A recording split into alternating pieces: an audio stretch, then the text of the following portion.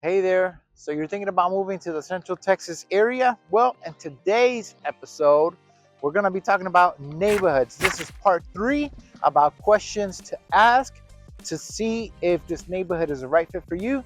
And this is certainly some information you don't want to miss. Let's talk to y'all soon. See you inside.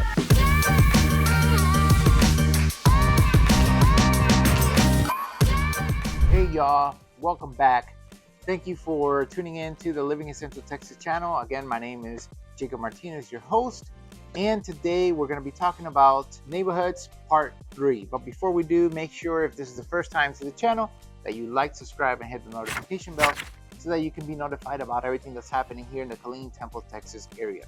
So neighborhoods, what questions or what things should we ask so that way we can feel a little bit more secure about what we're doing, right? So part 3, let's get started. We're talking about now zoning and regulations. Is the area zoned for residential, mixed use, or commercial development, right? You want to make sure that sometimes, like in county, right outside of city limits, sometimes there's places that have a lot of factories and stuff like that, and you have people literally that are living, have little houses right next to those factories. Is that something that you want to live by, or is that something that intrigues you because you want to be so close to work, or that you love your job so much that you want to live right next to it? You know, these are things that questions or things to be aware of once you're moving into a neighborhood, right? Are there any restrictions or home additions, Airbnb rentals, or multifamily conversions? I've noticed that with the trend of Airbnbs, there has been a little bit of a crackdown on these type of properties simply because the people that live in the area do not want to have transient people. In other words, people that just come and go, stay for a week or two, because they don't feel secure, they don't feel safe for who's going to be renting that property for that weekend, you know? And yes, it could be a nice, well family that's just looking for a vacation, but you just never know as well, right? So rightly so, you know, some of these neighborhoods have been cracking down properties that have a lot of Airbnbs within their neighborhood, okay? So is there potential for future rezoning that could affect home values? Are there any noise ordinances or parking restrictions or pet regulations? Future rezoning, that's a very big deal, especially with the growth here that's happening here in Texas. And it's because, you know, one property right now can be worth something, but then you have a commercial development moving across the street, so that property value can either go up in price or it can decrease in price. Okay, so these are things to be aware of once you're looking into purchasing a property in reference to the zoning and regulations. Let's talk about utilities and cost of living. So what are the average utility costs for water, electricity, and gas? Your water bill roughly depends where you're looking, from anywhere to $40 to $60 on the low end. Average is about anywhere from 60 to maybe 80. I would say that's the average. Anything above that, it's excess of water. That's within the city though. If you're out in the country, it may be a little bit more expensive because a lot of people in the country, they like to burn things, so they always have to use water, especially if they have cattle, right? They have animals, so they got to feed them, right? So their water bill may be a little bit more expensive. When it comes to electricity, it all depends on who's your electrical provider, right? Depends on the kilowatt and all that stuff. And gas, we have an electric company here called Atmos Energy.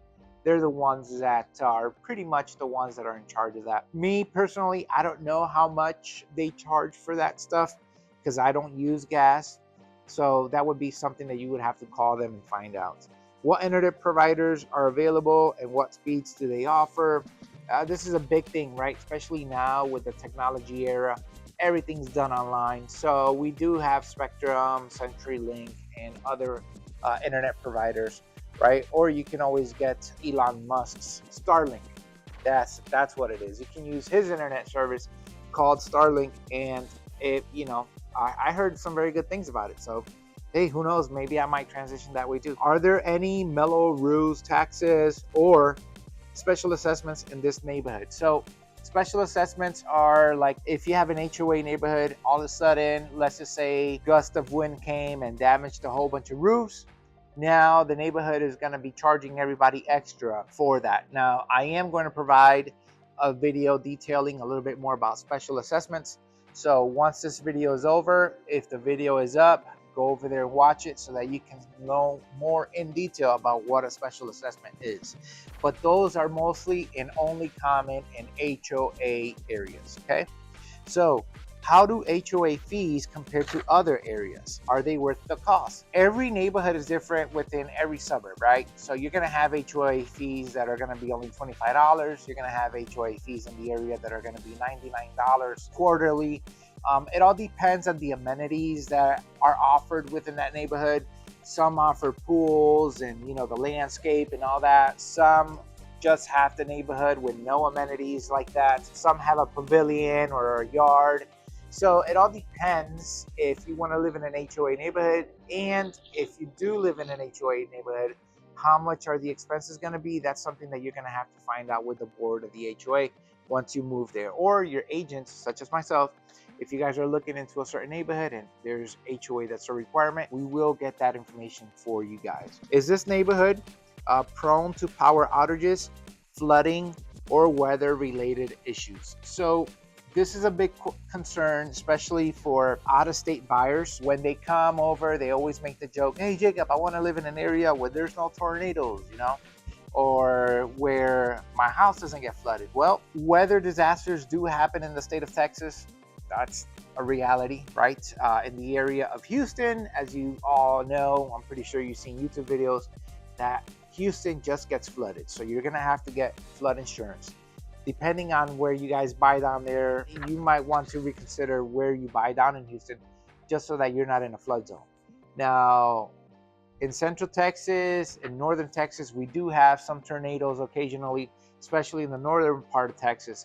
So if something like that were to happen, that's something that you should ask your agent about. You can also do some research online and figure out how many, you know, of these natural disasters happen typically, if that's a real concern.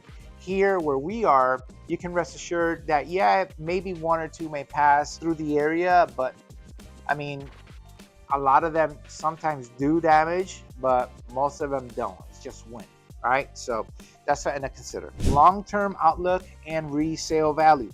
How well do homes in this neighborhood hold their value, right? So you got to realize that the better the neighborhood, the more established it becomes financially, right? People that live in great neighborhoods are usually people that want to make sure that their properties stay intact. They're not going to mess up the area. So these property values always maintain their pricing, right? So what type of buyers are typically interested in this area? So whenever you're driving and you want to decide on the suburb that you want to move into, you want to make sure that you speak with your agent and you also go driving the neighborhood. Drive the neighborhood in the morning, in the afternoon, and at night. That way you can see or get a better feel for how the neighborhood is. Now, I'm going to be very honest with you. Here in the area, most of the neighborhoods are all tranquil, peaceful. And once you're looking at properties with me or with another agent, you will realize if that neighborhood is going to be good for you or not. But if you're having second thoughts, always drive them in the morning, afternoon, and evening. Are there any risks of market downturns affecting this neighborhood? Well, market downturns usually are on a national scale. So if something crazy happens, like we go to war or something like that, yeah, the market gets hit. Normally, what I'm seeing here in this area, due to the current market conditions, properties are lowering. They are going lower on value, but that's not due to the neighborhood. That's just due to the buyers sitting on the sidelines because they want to wait to get better interest rates, which good thing is that interest rates are dropping, so we are seeing buyers coming on the markets. But because houses are sitting longer, sellers are getting sometimes a little bit antsy, a little bit desperate, and so they're willing to lower the price to get the house sold. But does that mean that the neighborhood itself is bad? No, absolutely not. So what's the biggest reason that people choose to buy here rather than elsewhere? One, quality of living. I would say because financially it's cheaper than the Austin area. Austin is an hour south of us. Waco is about an hour north, 45 minutes to an hour north of us. And the cost of living here is way cheaper than those two big major cities, right? Especially the Austin. Austin is one of the highest marked up cities nationally, right? One of the top 5 worst cities when it comes to buying property there, not because of crime or anything like that. It's just too expensive. So at least for our area, we have people. I help a lot of clients that they work in Austin, but they live here because even if they transit an hour, their commute time is an hour to their job, 45 minutes or so, they'd rather live up here due to the quality of lifestyle where there's less dense population, right, compared to Austin. Life is cheaper here, taxes are cheaper here, food is cheaper here. So the quality of living, I would say, here in the Central Texas, where we are in the Killeen-Temple area, is very good. Okay, so what do homeowners love most about living here? I think that what most homeowners like, and this is a question that you're gonna have to ask your agent, but what I believe, my input is that it's tranquil, right? We live in an area where we take it day by day. We're not in a big rush every day to get things done.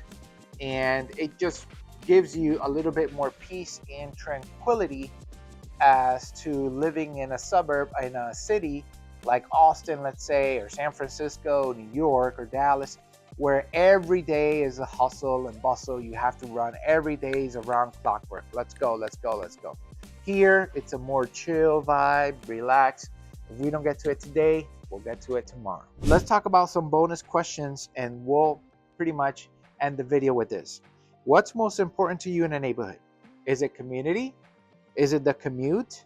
Is it the appreciation, meaning that your property value will go up? Or is it the lifestyle that you're looking for, right? These are questions that you should ask yourself so that way you can try to make a better and proper decision for you and your family. Another bonus question is, do you prefer a quiet street, a social neighborhood, or something in between, right? Sometimes it depends.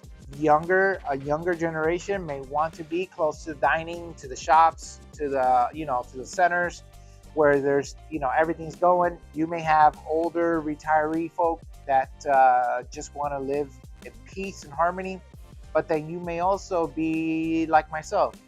I have a wife, have kids, and so I want to be living in a tranquil, peaceful area, but at the same time, I want to be in an area where my kids can also enjoy the outdoors and have fun, right? So it all depends on who you are and what's best for you and your family. How do you envision your daily routine in this neighborhood, right? So are you a person that gets up and goes to work and you really don't care about what's going on in your neighborhood? Or are you one of those people that you like to walk around, you like to have walking trails, you want to walk your dogs, you want to ride your bikes with your kids? What are some hobbies that you have that may be a benefit while living in this neighborhood, right? Would you rather be closer to amenities or have a larger yard? So in other words, if you want to have a lot of amenities, you have to live within the city confines, right? So finding a neighborhood that has a pool and all that stuff. Now, if you want a larger yard, what this is letting you know is that you're going to have to go out more to the country, rural, right? You're going to have to go out there and try to see if you can get some acreage, and then you can do whatever you want, right? Maybe if you have 30, 40, 50 acres, you can have your own cattle out there, your own livestock. You can even have your own shooting range if you wanted to. Obviously, you got to put a little bank right there so that the bullets don't go anywhere. But those are things, right? It all depends on who you are and what are the reasons that you're moving here. And also, do you see this as a long-term home or more of an investment property, right? I do have both. So I work with clients that families that are moving to the area. Sometimes they're going to be living here forever. This is going to be where they're going to stay. Some of them are only here temporary for 2 to 3 years due to the military base that we have here, Fort Cavazos. So they're going to be here for a couple years and then they're going to be leaving to another area. And I also work with investors. As an investor myself, I also know quite a few investors from major metros like the Dallas area, Houston, San Antonio, Austin, that they want to invest in our area because it's way cheaper than where they are. So is this property gonna be a forever home for you? Is it simply gonna be mediation between the time that you're here and the time that you're gone, then you're gonna sell it or maybe keep it as an investment? Or are you a straight up investor just looking to buy properties for investment? right? These are questions, guys, that you need to ask yourself and see what's best for you. So I hope that this little video series of questions to ask in your neighborhood, this is part 3. If you haven't seen the first 2, go back and rewatch them. I hope that this has brought value to you guys. And remember, if there's anything that you guys want to talk about or you have any questions, leave it in the comments below, right? Whether the good, the bad, or the ugly, leave it there. If there's anything that you want me to talk about, also, you can suggest it and I'll make a video for you about it. And remember to like, subscribe, hit the notification bell so that way you can be notified. But if you have any questions or you just want to get on the phone call, shoot us a text, send us an email. Better yet, we have Zoom link down below. Get on that, make an appointment, and that way we can have a little face-to-face interaction. Doesn't matter where you are in the world. And that way we can help you make a smooth move here to or from the area in the Killeen-Temple, Texas area. Again, thanks for watching. God bless. Take care.